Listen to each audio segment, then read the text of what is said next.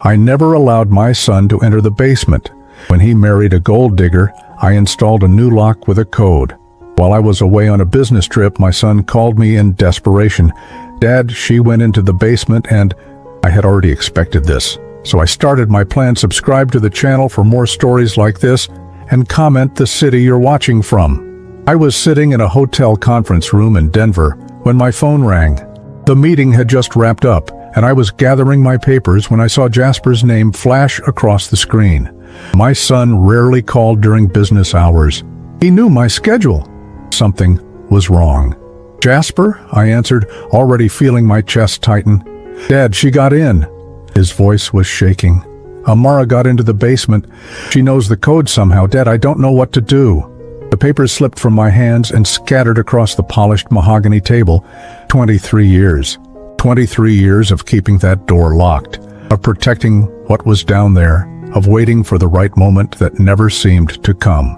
What did she see? My voice came out steadier than I felt. "Everything, I think.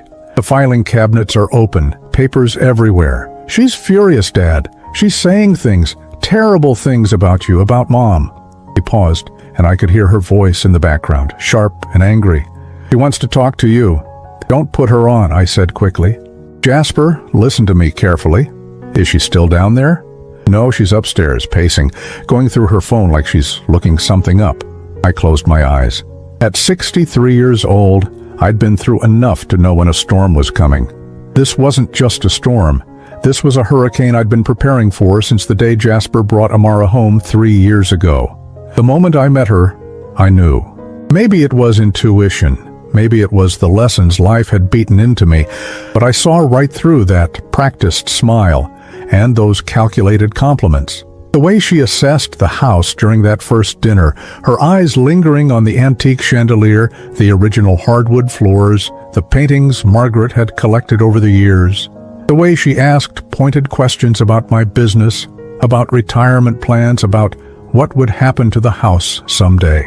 Margaret would have seen it too. My wife had always been better at reading people than I was.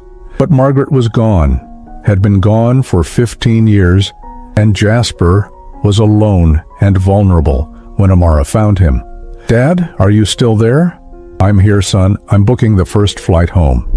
"She's saying you've been hiding things from me, that you don't trust me, that you've been controlling everything." His voice cracked. "Is that true?" I felt something break inside my chest. After everything I'd done, every sacrifice, every sleepless night, protecting what Margaret and I built together, this was what it came to. My own son questioning whether I'd been manipulating him. "Jasper, everything I've done has been to protect you. I need you to trust me until I get home. Can you do that?" Silence stretched between us. In that pause, I could hear 35 years of fatherhood hanging in the balance. The scraped knees I'd bandaged, the baseball games where I cheered until my voice went hoarse, the college tuition I'd paid without hesitation, the nights I'd stayed up helping him through heartbreak and disappointment. All of it weighed against whatever poison Amara had dripped into his ear over the past 3 years. "Okay," he finally said. "But Dad, she's really angry. I've never seen her like this." Of course she was angry. She'd just discovered that every plan she'd carefully constructed was built on sand. I'd made sure of that the day Jasper told me he was going to propose. "I'll be home by tonight," I told him. "Don't let her take anything from that basement. And Jasper, don't sign anything she puts in front of you. Promise me." "I promise." I hung up and immediately pulled up flight options on my phone. My hands were shaking. Not from fear exactly, but from something deeper. Exhaustion, maybe. The weight of carrying secrets for so long, of being the guardian of a legacy that my son didn't even fully understand yet. The basement had been off limits since Jasper was a child. When he was young, I'd told him it was dangerous, that the stairs were unstable, that there were old chemicals down there from previous owners. As he got older, the excuse changed. It was my private office space. It was full of old business documents that needed to stay organized. It was where I kept things that reminded me too much of his mother. None of it was entirely a lie, but none of it was the full truth either. After Margaret died, I'd spent months going through everything, organizing our life together into something comprehensible: her clothes, her jewelry, her paintings, but more importantly, the documents, the will she'd made me promise to protect, the trust she'd set up with her attorney 6 months before the cancer took her, when she was still clear-headed enough to see the future and plan for it. Margaret had always been the smart one, the one who thought 3 steps ahead. She'd grown up poor, watched her own mother lose everything to a manipulative second husband after her father died. She swore it would never happen to our family. "Promise me, Elliot," she'd said, one night in the hospital, her hand skeletal in mine. "Promise me you'll protect what we built, not for yourself, for Jasper. There are people in this world who will see him as a meal ticket, and he's too kind to see them coming." I'd promised. And I'd spent 15 years keeping that promise. The trust was ironclad. Everything, the house, the savings, the investment accounts, the life insurance, all of it was locked in a trust that only Jasper could access. Not his spouse, not his future ex-spouse, just Jasper. Margaret had worked with the best estate attorney in the state to make sure there were no loopholes, no ways for someone to manipulate their way into our family's security. I'd added my own protections over the years. When Jasper started dating seriously in his late 20s, I'd quietly consulted with attorneys about prenuptial agreements, about how to protect assets in Colorado, about what rights a spouse had to inherited property. I'd learned everything I needed to know. When he told me about Amara, when he showed me the ring he'd bought with such hope in his eyes, I'd smiled and hugged him and told him I was happy for him. Then I'd called my attorney and made sure everything was documented, ironclad, unbreakable. The prenuptial agreement had been my idea, though I'd made it seem like it came from the attorney as a standard practice for families with estates over a certain value. Jasper had been embarrassed to ask Amara to sign it, but I'd insisted. She'd signed it with barely a glance, probably thinking it was just a formality, that she'd have years to work around it to convince Jasper to change things. She was wrong. I boarded the flight 3 hours later, my stomach churning. I'd texted Jasper twice. Brief messages, "Hang in there, I'm coming." He'd responded with simple acknowledgments, "Okay, see you soon." During the flight, I couldn't stop thinking about Margaret, about how she'd seen this coming, how she'd protected our son even from beyond the grave. I wished she was here now, wished I could hear her voice telling me I'd done the right thing. But I was alone with this burden, just as I'd been alone with it for 15 years. And now, finally, the moment I'd been dreading and preparing for had arrived. Amara had opened Pandora's box, and there was no closing it again. The flight felt endless. Every minute stretched into an eternity as I stared out at the clouds, my mind replaying the past 3 years like a film I couldn't pause. I'd known something was wrong from that first dinner. Jasper had been 32 when he met Amara at some charity event downtown. He'd come home that week glowing, talking about this incredible woman who understood him, who made him laugh, who shared his interest. I'd been cautiously optimistic. My son deserved happiness. After a string of failed relationships in his 20s, he deserved someone genuine. Then I met her. Amara was beautiful, I'll give her that. 28 years old, with the kind of polished appearance that comes from expensive salons and carefully chosen clothes. She'd shown up to dinner in a dress that probably cost more than most people's monthly rent, heels that clicked authoritatively across my hardwood floors, her dark hair styled in loose waves that looked effortless, but certainly weren't. "Mr. Thorne, it's such an honor to finally meet you," she'd said, extending a perfectly manicured hand. "Jasper has told me so much about you and this beautiful home." The way she'd said home, with just a slight emphasis, had been my first warning. Throughout dinner, she'd been charming, asked about my business, about Margaret, about how Jasper had grown up. She'd laughed at my stories, touched Jasper's arm affectionately, and complimented everything from the roast to the china pattern. But I'd watched her eyes. They'd wandered constantly, taking inventory. When she thought no one was looking, she'd examined the silver candlesticks on the mantel, the Persian rug in the living room, the original oil paintings Margaret had loved. I'd seen her fingers brush against the marble countertop in the kitchen, assessing, calculating. After she left that night, Jasper had been euphoric. "She's amazing, isn't she, Dad? I think she might be the one." I'd smiled and told him to take his time, to really get to know her. Inside, alarm bells were ringing so loud I could barely hear myself think. I'd started paying attention after that. Really paying attention. 6 months into their relationship, Amara had started making suggestions. The house could use some updating, didn't Jasper think? The kitchen was so dated. The master bathroom could be completely redone. She knew a wonderful contractor. Jasper had mentioned it to me casually one Sunday when he'd come over for lunch. "Amara thinks we should renovate a few rooms. She's got great taste, Dad. You should see some of the designs she's shown me." She'd already inserted herself into ownership of a house she didn't live in, that belonged to a trust she knew nothing about. "The house is fine as it is," I'd said carefully. "Your mother and I chose every detail together. I'm not ready to change that." I'd seen the flash of irritation cross Jasper's face. "Dad, it's been 15 years. Don't you think Mom would want the house to feel current? To be functional for a new generation?" The manipulation was subtle but effective.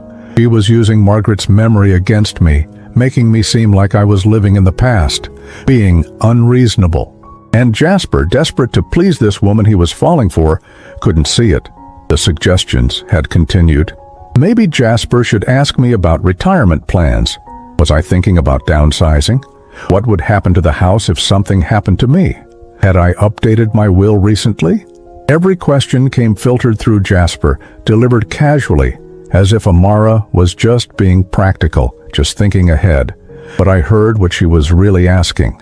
When do I get access to the money? I'd deflected, changed subjects, kept my answers vague. And I'd called my attorney to make absolutely certain every document was sealed tight. When Jasper had told me he was going to propose, my heart had sunk. I'd seen the ring, a beautiful antique piece that had cost him $8,000 he'd saved carefully. I'd seen the hope in his eyes, the vulnerability of a man in love. "I'm happy for you, son," I'd said, hugging him, and I was. I wanted Jasper to be happy, to have the kind of marriage Margaret and I had shared. But I also knew Amara wasn't capable of giving him that. The wedding had been elaborate. Amara had insisted on a venue that cost $45,000, flowers that cost $12,000, a dress that cost $8,000. Jasper had struggled to pay for it, too proud to ask me for help. I'd given them $20,000 as a wedding gift, knowing most of it would go toward paying off wedding debt. Amara had kissed my cheek and called me the most generous father-in-law, but her eyes had been cold, calculating. $20,000 was nice, but it wasn't the real prize. The real prize was sitting in trust documents in my basement, and she had no idea yet that she'd never touch it. After the wedding, things had escalated. Amara had moved into Jasper's small condo, the one he'd bought with his own money from his job as an architect. Within weeks, she'd started complaining. It was too small. They needed more space. They should move into the family house with me. Think of all the room they'd have. Think of how much they'd save on rent and utilities. I'd shut that down immediately. The house stays as it is. When I'm gone, it'll be Jasper's to do with as he pleases. But while I'm alive, it's my space. I'd seen the fury flash across Amara's face before she'd hidden it behind a tight smile. "Of course, Dad, I understand completely." But she'd started working on Jasper differently after that. I'd overhear conversations when they visited. How I was getting older, how it wasn't safe for me to live alone in such a big house. What if I fell? What if something happened? She was patient, I'll give her that. She played the long game. My phone buzzed. A text from Jasper. "She wants to call you." Should I let her? I typed back quickly. "No, wait until I'm home. Don't engage." 3 dots appeared, then disappeared, then appeared again. Okay, I could feel Jasper pulling away already, confused and torn between his wife and his father. Exactly what Amara wanted. The plane finally landed at 7:43 p.m. I'd been gone for 3 days, and in that time, everything had changed. I grabbed my carry-on and headed straight to my car in long-term parking. The drive home took 32 minutes. 32 minutes of rehearsing what I'd say, how I'd handle this, how I'd explain 15 years of protection without sounding like the controlling father Amara had probably painted me as. When I pulled into the driveway, both their cars were there. Jasper's sensible Toyota and Amara's BMW, the one she'd convinced him to co-sign a loan for 6 months after the wedding. A $48,000 car that he was making payments on. I sat in my car for a moment, gathering strength. Margaret's voice echoed in my memory. "You're stronger than you think, Elliot. Protect our boy." I grabbed my bag and walked to the front door. It opened before I could turn my key. Jasper stood there looking exhausted. His hair was disheveled, his eyes red-rimmed. My son, who rarely showed stress, looked like he'd aged 5 years in one day. "Dad," he said quietly. Behind him, Amara appeared. She was dressed casually, jeans and a silk blouse, but there was nothing casual about the way she carried herself. She looked like a predator who'd finally cornered her prey. "Elliot," she said, her voice sugary sweet, but with an edge underneath. "We need to talk." I stepped inside my own home, the home Margaret and I had bought 37 years ago, the home where we'd raised our son, the home that held every memory of our life together. "Yes," I said calmly, "I believe we do." Amara's smile was sharp as a knife. She was ready for battle, but so was I. We sat in the living room, the three of us positioned like chess pieces. I took my usual chair, the worn leather recliner that had molded to my shape over decades. Jasper sat on the couch, perched on the edge like he might need to run at any moment. Amara claimed the other end of the couch, angling her body toward me, her posture perfect, controlled. "I'm going to be direct," Amara said, not waiting for anyone else to speak. "I found documents in the basement, documents about trusts and estates and legal protections that my husband knew nothing about." Jasper flinched at the word husband, at the way she wielded it like a weapon. "Documents that concern our family are kept secure," I said evenly. "That's why the basement has always been locked." "Secure from your own son?" Her eyebrow arched. "Or secure from me?" The question hung in the air. Jasper was staring at his hands, his jaw clenched tight. He looked like he wanted to disappear into the couch cushions. "Both," I said, deciding there was no point in pretending anymore. "The trust was established by Margaret before she died. It protects assets for Jasper's future. Assets that remain separate from marital property." Amara's laugh was cold, brittle. "Marital property? You mean you made sure I'd never have any claim to this family's money?" "I made sure the legacy Margaret and I built would go to our son. Yes, exactly as she intended." "Dad," Jasper finally spoke, his voice strained. "You should have told me about this. I had a right to know." The pain in his voice cut deeper than any of Amara's accusations. This was what I'd feared most. Not her anger, but his hurt, his sense of betrayal. "You're right," I said, meeting his eyes. "I should have. I was waiting for the right time, and I kept waiting. And then suddenly, 3 years had passed." "The right time?" Amara repeated mockingly. "Or were you waiting to see if I'd leave, hoping your son's marriage would fail so you could keep your precious control?" "I was waiting to see if you'd show your true colors," I said quietly. "And now you have." Her face flushed red. "My true colors? I love your son. I've stood by him for 3 years. I've put up with your cold shoulders and your barely concealed disapproval. I've smiled through every family dinner where you treated me like I was some kind of intruder." "You are an intruder," I said, and Jasper made a small sound of distress. "From the first dinner, you were calculating the value of everything in this house. You've spent 3 years trying to manipulate Jasper into getting access to money that isn't yours and never will be." "That's not true," Jasper said, but his voice wavered with uncertainty. Amara turned to him, her expression softening into something that might have been convincing if I hadn't seen the hardness underneath. "Jasper, honey, your father has poisoned your mind against me. He's been controlling you your entire life. Can't you see that?" "I can see perfectly well," I said. "I can see that 6 months after the wedding, you convinced Jasper to co-sign a loan for a car that cost $48,000, a car you picked out that you drive, that he makes payments on." Jasper's head snapped up. "How do you know about that?" Because I pay attention to my son, I notice when he stops talking about saving for a house, because suddenly all his money is going somewhere else. We needed a reliable car, Amara protested. You needed a BMW? I kept my voice level, factual. Jasper, how much are the monthly payments on that car? He hesitated. $732. And how much were you paying for your Toyota before that? The one that was only 3 years old and ran perfectly? $285, he admitted quietly. So you're paying an extra $447 a month because Amara needed a luxury vehicle. I turned back to her. What else did you need? The designer furniture for the condo? The vacation to Cabo that cost $8,000? The remodeled kitchen that Jasper mentioned you wanted for this house? I was trying to build a nice life for us, Amara said, but her voice had taken on a defensive edge. You were spending money that wasn't yours and trying to figure out how to access money you'd never earned. I pulled out my phone and opened my email, finding the message I'd prepared before I left Denver. I had a conversation with my attorney today. He confirmed that the prenuptial agreement you signed before the wedding is completely valid and enforceable. Amara went very still. What prenuptial agreement? The one you signed 3 days before the wedding. The one my attorney walked you through. The one that specifies in clear language that all assets held in the family trust remain separate property, and that in the event of divorce, neither party has any claim to the other's premarital assets. I watched the blood drain from her face as memory caught up with rage. She'd signed it, barely reading it, probably thinking it was just standard paperwork. She'd been so focused on getting to the altar, on securing her position, that she hadn't paid attention to the details. You tricked me, she whispered. I protected my son. There's a difference. Jasper was staring at both of us like we were strangers. I don't understand. Amara, you knew about the prenup. We talked about it.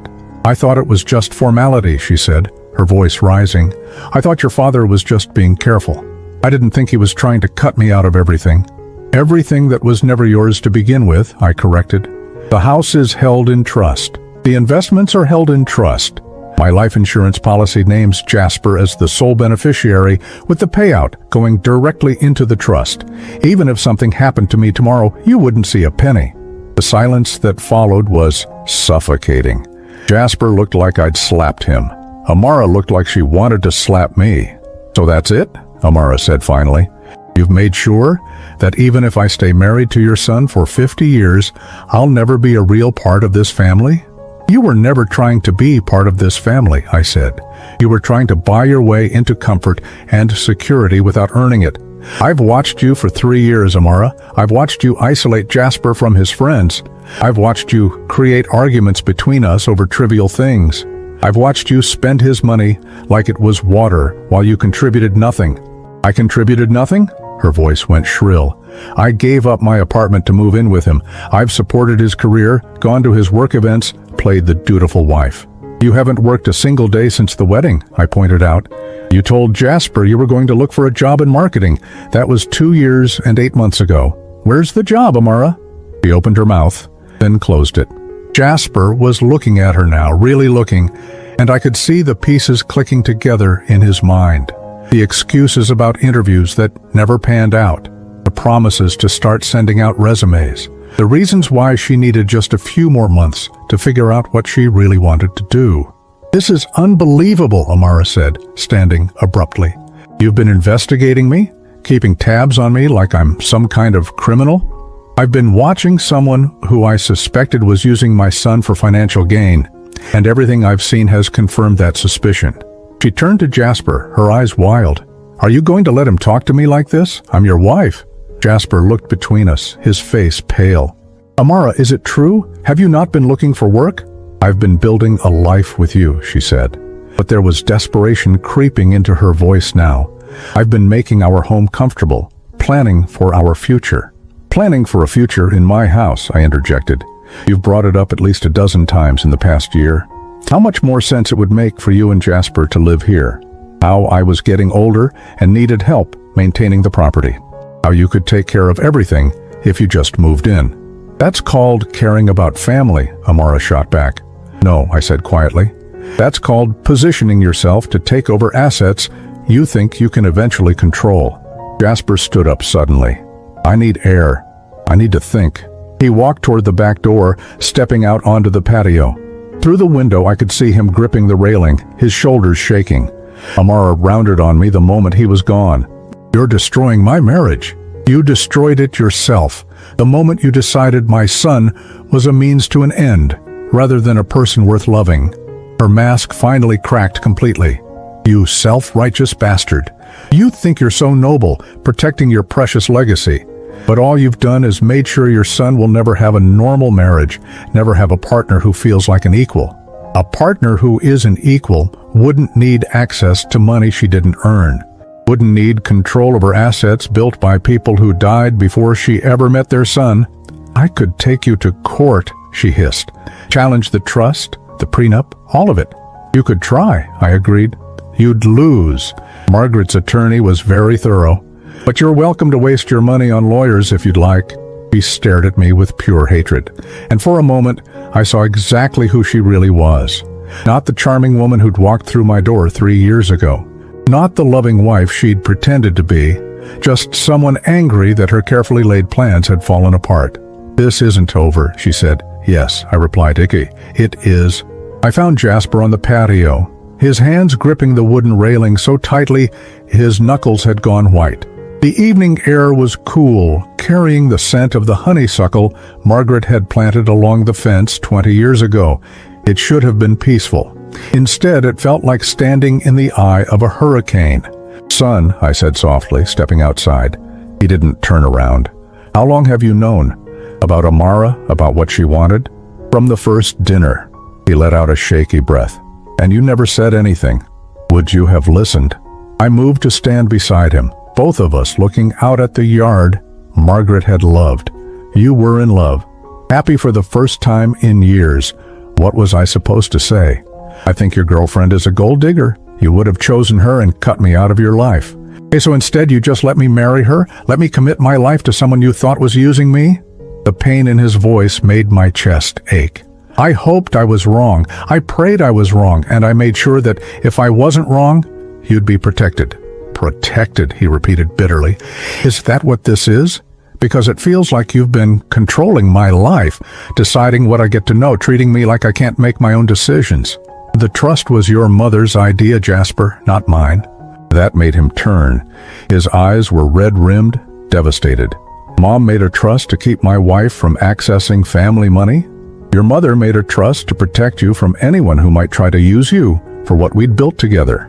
She grew up poor, watched her own mother lose everything to a stepfather who married her for money. She swore it would never happen to you." I pulled out my wallet and removed the small, worn photograph I'd carried for 15 years. Margaret in the hospital, thin and pale but smiling, holding Jasper's hand. He'd been 20 then, about to start his junior year of college, still believing his mother would beat the cancer. 6 months before she died, your mom spent 3 afternoons with her attorney. She was very specific about what she wanted. The house, the investments, the life insurance, all of it protected in a trust that you'd control when the time was right. She made me promise to guard it until you were established in your own life. Jasper took the photo with trembling hands. She never told me. She didn't want you to feel different from your friends, didn't want you to grow up thinking about money and inheritance. She wanted you to build your own life, your own career, your own character. The trust was just meant to be there as a foundation, a safety net. And the prenup? I took a deep breath. That was me. After I met Amara, after I saw how she looked at this house, at the life we'd built, I knew I needed another layer of protection. I'm sorry I didn't tell you my concerns directly. I should have. But Jasper, I've watched you brush off my worries before. Remember when you were 25 and dating that woman who borrowed $5,000 from you and never paid it back? He flinched. Sarah, that was different. She was going through a hard time. You told me I was being too suspicious when I suggested you get the loan in writing. She disappeared 3 weeks later. Or when you were 28 and your friend Connor convinced you to invest in his startup. He needed capital. He needed $12,000 of your money, which vanished when the business folded 6 months later. You told me I didn't understand entrepreneurship, that I didn't trust your judgment. Jasper was quiet, his jaw working. We both knew I was right. My son had a generous heart, maybe too generous. He wanted to see the best in people, wanted to believe everyone was as genuine as he was. Margaret had known that too. It was one of the things she'd loved most about him, and one of the things that had terrified her. Behind us, the patio door slid open. Amara stood there, and something about her had changed. The careful composure was gone. Her hair was slightly mussed, her makeup smudged under one eye. She looked cornered, dangerous. "I can hear you out here, you know," she said, "talking about me like I'm some kind of monster." "We're talking about facts," I said calmly. "Facts you've been avoiding for 3 years." She stepped fully onto the patio. "Fine. You want facts? Here's a fact. I did look at this house and think about what it would be like to live here. I did hope that maybe someday we'd inherit it. That's not a crime, Elliot. That's normal. Hoping to inherit someday is normal," I agreed. Plotting to move in while I'm still alive, trying to convince Jasper to pressure me into signing things over, researching ways to challenge estate planning, that's different. Her eyes widened. "I never researched anything. Your browser history says otherwise. I have excellent security on my home network, Amara. I've seen every search you've made while connected to my Wi-Fi. Estate trust loopholes, how to challenge a prenup, rights of surviving spouse in Colorado. You've been planning this for over a year." Jasper's head snapped toward her. "Amara, tell me that's not true." She opened her mouth, closed it, then laughed. It was a sharp, ugly sound. "What did you expect? You think I wanted to stay in that cramped condo forever? You think I wanted to watch you go to work every day while your father sits on a fortune and treats me like I'm garbage?" "I never treated you like garbage," I said. "I treated you with the exact amount of warmth you deserved, which was very little. Because you decided I wasn't good enough for your son the second you met me. Because I didn't come from money like your precious Margaret did." "My wife came from nothing," I said, my voice hardening.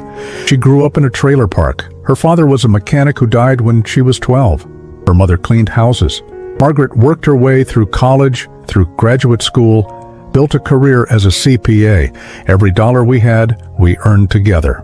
So, don't you dare use her as some kind of privileged comparison." Amara blinked, clearly not having expected that. She'd probably assumed Margaret came from wealth, that I'd married into money rather than building it. "The difference between you and Margaret," I continued, "is that she never expected anything handed to her. She never looked at what others had and felt entitled to it. She worked, she saved, she sacrificed. You've done none of those things." "I sacrificed for this marriage," Amara shot back. "I gave up my independence, my own apartment, my own life, to build something with Jasper. You gave up a $600 a month studio apartment to move into Jasper's paid-off condo," I said. "That's not sacrifice, that's upgrade. And you haven't built anything. You've spent Jasper's money while contributing nothing. No income, no savings, no partnership, just consumption." "Dad," Jasper said weakly, but he didn't defend her. That silence spoke volumes. Amara's face was flushed now, her breathing quick. "This is exactly what you wanted, isn't it? To turn him against me, to destroy what we have." "What you have," I said quietly, "was built on lies and manipulation.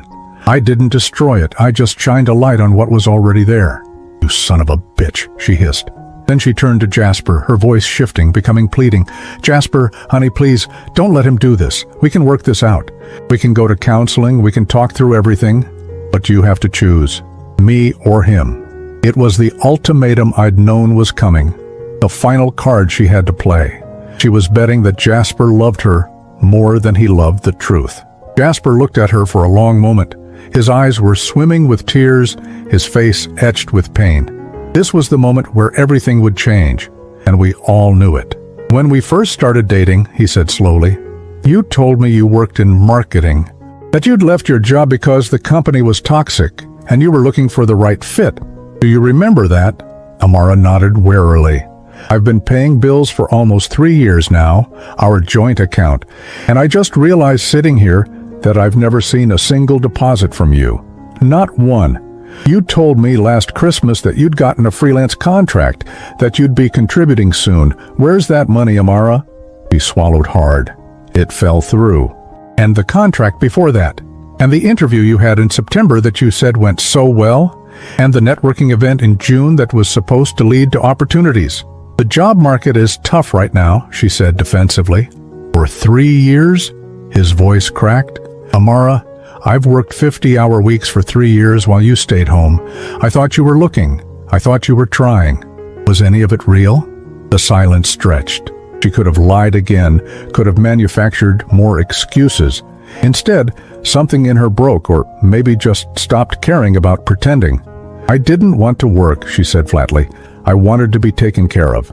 Is that so terrible? I thought you had money. Real money. I thought we'd have the kind of life where I didn't have to work some meaningless office job. And then I realized all the money was locked up in your father's control, and I've been trapped in this limbo ever since. Jasper actually took a step back, like her words had physically pushed him. You married me because you thought I was rich? I married you because you were kind, and I cared about you, and yes, because I thought we'd have financial security. That's not some terrible crime. People consider finances when they get married. That's real life. But you lied, he said, his voice barely a whisper, about everything, about wanting to work, about your feelings, about who you really were. I didn't lie about caring for you, but you lied about everything else. He ran his hands through his hair. God, Dad was right. He was right about all of it. Amara's expression shifted from defensive to furious. Fine, yes, your father was right. I wanted the money. I wanted this house. I wanted a life that didn't involve pinching pennies and worrying about bills. And I thought marrying you would give me that. Are you happy now? Is this what you wanted to hear? The devastation on Jasper's face was almost too painful to watch. This was my son, learning that the woman he'd pledged his life to had been playing a role, had seen him as a means to an end rather than a partner. I think you should leave, Jasper said quietly. What? I think you should pack some things and leave. Go stay with your sister or get a hotel. I need you out of here so I can think. Amara's fury crystallized into something cold and calculated. This is still half my home, Jasper. We're married. You can't just kick me out. Actually, I said, the condo is in Jasper's name only. He bought it before you met. You have no legal claim to it. Her head whipped toward me. You looked that up too? I know every asset my son owns and how it's titled. That's not control, Amara. That's being a careful parent. Waste to fall. She looked between us, and for the first time, I saw real fear in her eyes. She'd lost, and she knew it. If I leave now, I'm not coming back, she said, a last desperate threat. Jasper met her eyes. I know. The sound of Amara's suitcase wheels scraping across the hardwood floor echoed through the house like a death knell. It was 9:15 p.m., and I sat in the living room while Jasper stood in the doorway of his old bedroom upstairs, watching his wife pack 3 years of marriage into 2 bags. I heard her footsteps, quick and angry, moving from room to room. A drawer slammed, then another. She was taking her time, maybe hoping Jasper would crack, would tell her to stop, would take it all back. He didn't. When she finally came down the stairs, she looked nothing like the polished woman who'd sat across from me hours earlier. Her hair was pulled into a messy ponytail, her face blotchy and streaked with mascara. She dragged both suitcases behind her, refusing to look at either of us. At the door, she finally paused. Jasper, she said, her voice hoarse, I need money for a hotel. I don't have anywhere else to go tonight. He pulled out his wallet slowly and handed her 3 $20 bills, $60. The gesture was so small, so final, not enough for more than a night or two at a cheap motel. She stared at the money in her hand like it was an insult. $60? After 3 years? You have access to our joint account, Jasper said quietly. There's about $800 in there. Take what you need. What I need? Her laugh was bitter. What I need is for you to wake up and realize your father has poisoned you against me. But I guess that's not happening. She grabbed the doorknob, yanked it open. The cool night air rushed in, carrying the scent of rain. She stood there for a moment, silhouetted in the doorway, and I thought maybe she'd try one more time to manipulate him, to find some crack in his resolve. Instead, she just left. The door clicked shut behind her, and seconds later, we heard her BMW start up and pull away.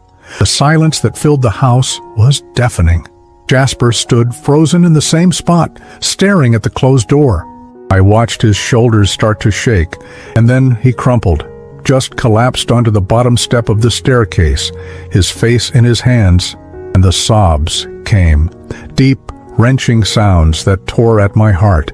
I moved to sit beside him, and he immediately turned into me like he was a child again. My 63-year-old body folded around my 35-year-old son, and I held him while he broke apart. "I'm so stupid," he choked out between sobs. "I'm so stupid, Dad.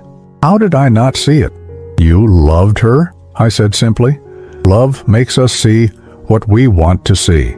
3 years of my life gone, wasted on someone who was just using me. "Not wasted," I said firmly. "You learned something. About people, about yourself, about what you really want in a partner. That's not waste, son. That's life." He pulled back, wiping at his eyes with his sleeve. "You tried to warn me, not directly, but I could feel it, your disapproval. And I told myself you were just being overprotective, that you couldn't let go. But you saw her. Right from the start, you saw exactly who she was." "I've had more years to learn about people," I said, "and I had the advantage of not being in love with her. It's easier to see the truth when your heart isn't involved." He let out a shaky laugh. "Mom would have seen it too, wouldn't she? The first time Amara walked through that door, your mother would have had her number. Margaret had a sixth sense about people." Jasper leaned back against the staircase, exhausted. "Tell me about the trust. I want to know everything, no more secrets." So I did. We sat there on the stairs, and I explained every detail. How Margaret had spent those last months of her life planning for a future she wouldn't be part of. How she'd worked with her attorney to create something unbreakable, designed specifically to protect Jasper from the kind of person who'd see him as a paycheck rather than a partner. The trust holds the house, all the investment accounts Mom and I built together, and the life insurance policy. It's worth about $1.3 million total. Jasper's eyes widened. "That much? Your mother was very good with money. We lived modestly, invested carefully. The house alone is worth about $600,000. The rest is in diversified investments that have grown steadily over the years. And it all comes to me when? When I die, or when I choose to transfer control, which I was planning to do on your 40th birthday." I paused. "Your mother and I thought that was a good age, old enough to have learned about life, young enough to still benefit from financial security. So, 5 more years? That was the plan. But honestly, son, after tonight, I'm thinking we should sit down with the attorney sooner. You should understand exactly what you have, what it means, how to protect it going forward." He nodded slowly, processing. "The prenup Amara signed, would it have held up if we'd stayed married?" "Absolutely. It was airtight. Even if you'd been married for 50 years, the assets in the trust would have remained separate property. She could never have touched them." She must have been furious when she realized. That's why she broke into the basement. She'd been trying to figure out the code for months, I'm sure. Probably watching me punch it in, trying to guess the pattern.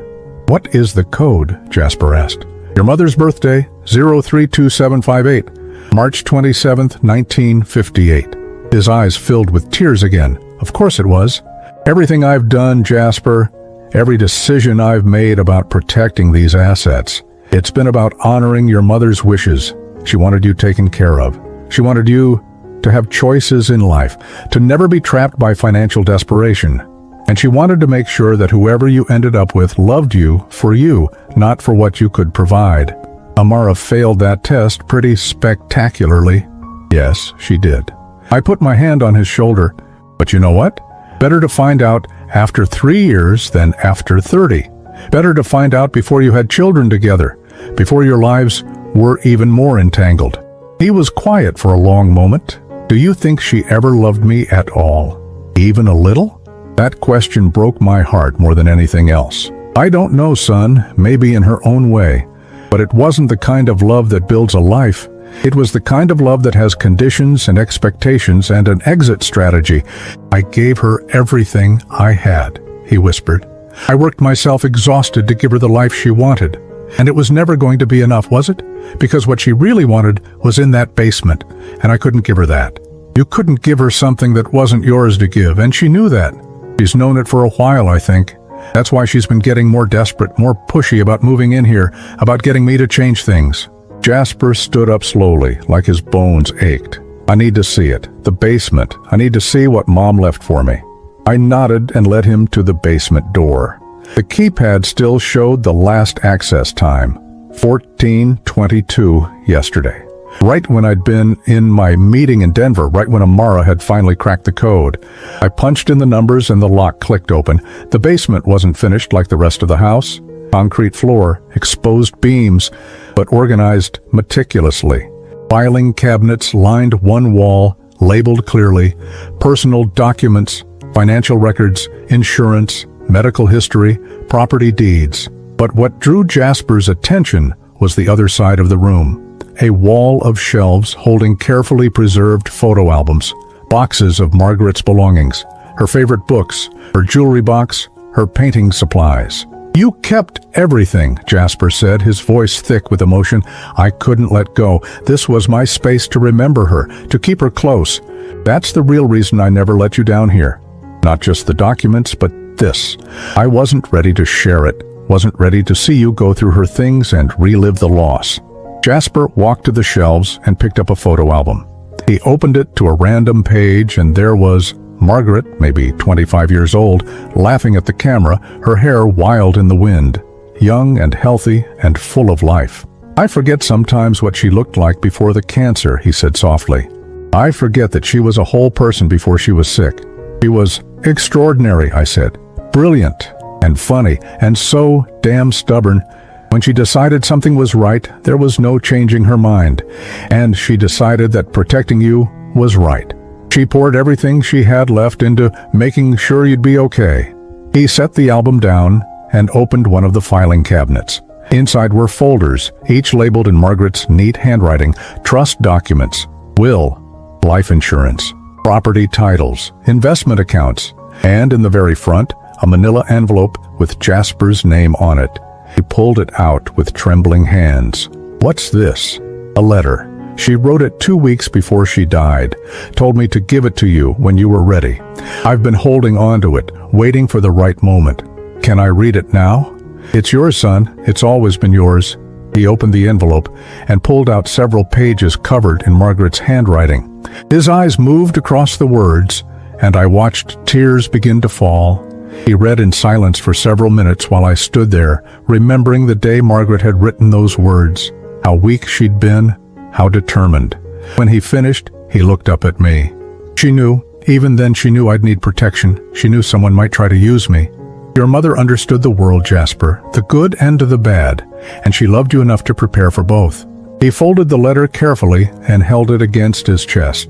"I miss her so much, Dad." "Me too, son. Every single day."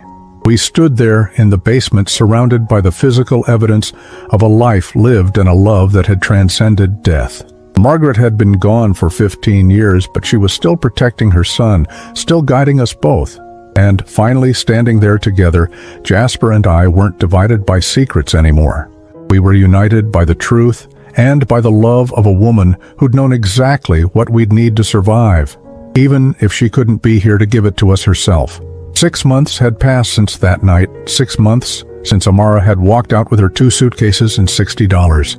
6 months of healing, of rebuilding, of learning what life looked like on the other side of deception. The divorce had been swift and, thanks to the prenuptial agreement, relatively painless. Amara had tried at first to challenge it, hiring an attorney who'd taken one look at the documents and advised her to accept the settlement offered. She'd walked away with exactly what she'd brought into the marriage, nothing but her personal belongings and a car loan she couldn't afford. Last I'd heard, she'd moved to Arizona to live with her sister. Jasper had blocked her number after she'd called 17 times in the first week, alternating between begging him to reconsider and screaming about what a mistake he was making. He didn't take her back. Not once did he waver. Today was Sunday, and it had become our day. Every Sunday, Jasper came to the house for dinner. Sometimes we cooked together, attempting recipes that Margaret used to make, and usually failing in ways that made us laugh. Sometimes we ordered takeout and sat in the living room, watching whatever game was on. But mostly, we talked. "I met someone," Jasper said, cutting into the roast chicken I'd somehow managed not to burn. I looked up, surprised. "Oh? Nothing serious yet. Just coffee a couple of times. Her name is Diane. She's a landscape architect. We met at that conference I went to last month. And? He smiled, a real smile that reached his eyes for the first time in months. And she paid for her own coffee. Insisted on it, actually. Said she had a rule about always paying her own way on first dates. I felt something warm bloom in my chest. Smart woman. She asked about my family, and I told her the truth, all of it. The divorce, the reasons, everything. I figured, if that scared her off, better to know now. What did she say? She said her brother went through something similar. Got taken advantage of by someone who saw dollar signs instead of a person. She understood. We ate in comfortable silence for a moment. Then Jasper set down his fork and looked at me seriously. I want to apologize, Dad. For what? For not trusting you. For all those times I chose Amara over your concerns. For making you feel like you couldn't be honest with me. I shook my head. You don't need to apologize for loving someone, Jasper, even if they didn't deserve it. But I do need to apologize for not seeing what was right in front of me. For being so desperate to prove I could make my own choices that I ignored obvious red flags. He paused.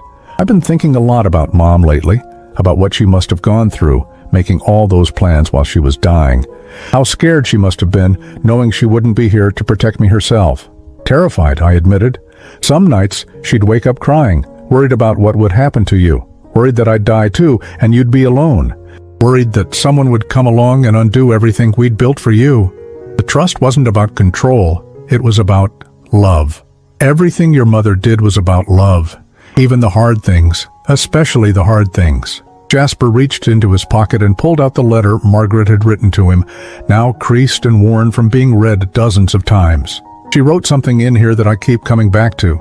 She said, "Real love doesn't demand access to bank accounts or property deeds.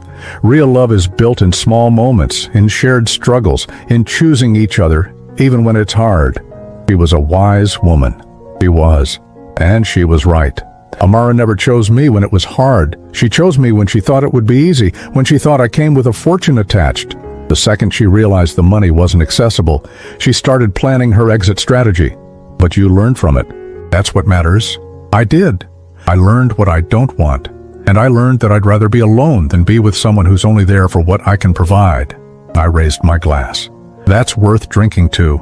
He clinked his glass against mine, and we both took a sip. The wine was a bottle Margaret had bought 20 years ago, one she'd been saving for a special occasion. I'd been saving it too, waiting for the right moment. This felt right. "I've been thinking about the trust," Jasper said, "about what we should do with it." "What do you mean?" "You said Mom wanted me to have choices, to never be trapped by money or the lack of it. But I've been working as an architect for 13 years now. I built my own career, my own savings. I don't need the trust money to survive." "Your mother wanted you to have security, Jasper. That was the whole point." "I know, but I also think she'd want the money to mean something, to do something good." He leaned forward. "What if we set up a scholarship fund for kids who lose a parent to cancer, help them pay for college the way Mom's trust has helped me?" I felt tears prick at my eyes. She would have loved that idea. "We could call it the Margaret Thorne Memorial Scholarship. Keep enough in the trust to maintain the house and provide a safety net, but use the rest to help kids who are going through what I went through. Your mother would be so proud of you right now." "I hope so." I also hope she'd be proud that I finally learned what she was trying to teach me, that the best legacy isn't money. It's character. It's choosing the right people to let into your life. It's protecting what matters and letting go of what doesn't. We finished dinner and moved to the living room, where I showed Jasper the progress I'd been making on organizing Margaret's things. We'd decided together to go through the basement to sort what we wanted to keep and what we could donate. It was time to let some of it go, to stop treating that room like a shrine and start treating it like a connection to someone we loved. "I want to keep her art supplies," Jasper said, pulling out a box of oil paints. "Maybe try my hand at painting. She always said I had her eye for color. Take whatever you want. This is all yours now, son, not because of a trust or a legal document, but because you're her child. This is your inheritance, the real one." He looked around the basement at the carefully preserved pieces of his mother's life. You know what the strangest part is? Amara spent 3 years trying to get access to money and property, and she never once asked about Mom. Never asked what she was like, what she cared about, what made her special. She saw the assets, but never the person behind them. That tells you everything you need to know about Amara. It does.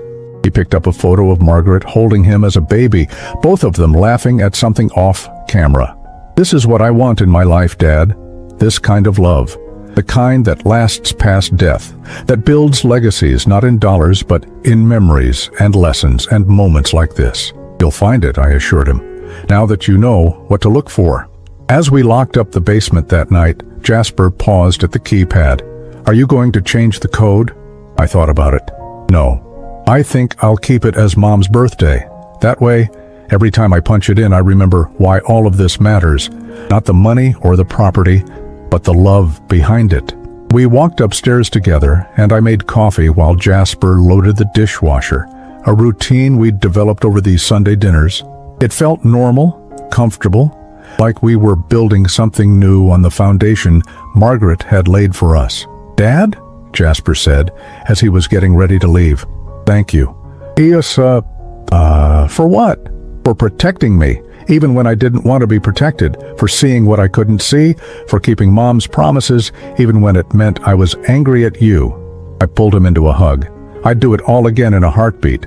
After he left, I stood in the living room and looked at the photo of Margaret that I kept on the mantle. She was 35 in the picture, her smile bright and genuine, her eyes full of life. We did it, I told her quietly. He's okay, he's going to be okay. Joyce. I could almost hear her response, that mix of relief and pride she always showed when one of our plans worked out.